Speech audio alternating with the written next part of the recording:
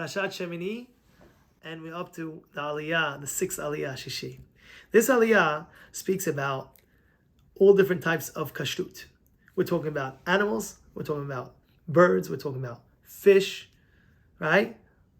Are they kosher? What is the characteristics of a kosher animal? We know it has to chew its cud, and it has to have split hooves, right? If it has one or the other and doesn't have both, no good. No good. Now, the Hidush over here is there's an animal called a pig. He has a split hoof. You look at his hooves, you look at his feet, it's completely split. However, it does not chew its cud, it's not kosher. And the Torah specifically says that it's not kosher. We have another three animals that Torah specifically addresses that it chews its cud and it's still not kosher because they don't have a full split hooves on them. And which is, you have the camel, you have the badger, it's like a hyrax or like a woodchuck, if you know, a rabbit.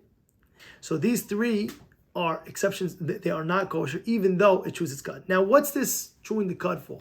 So if you look at these animals in general, Hashem made it that the front teeth, sometimes you'll see, not necessarily they're fully there.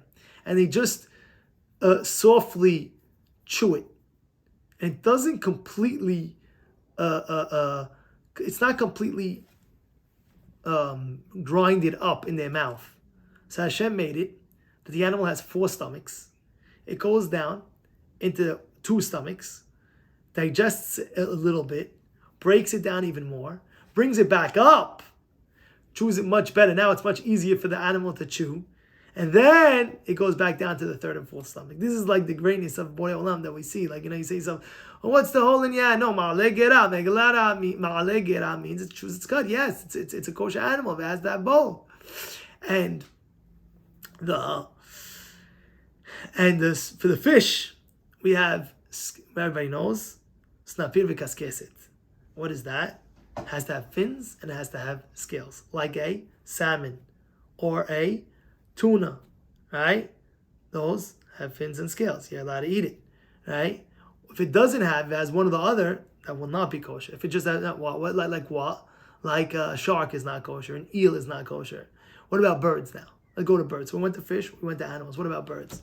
So really the birds, you have to know, the Torah specifically says many birds, speaks about the birds, this bird, that bird, that's not kosher.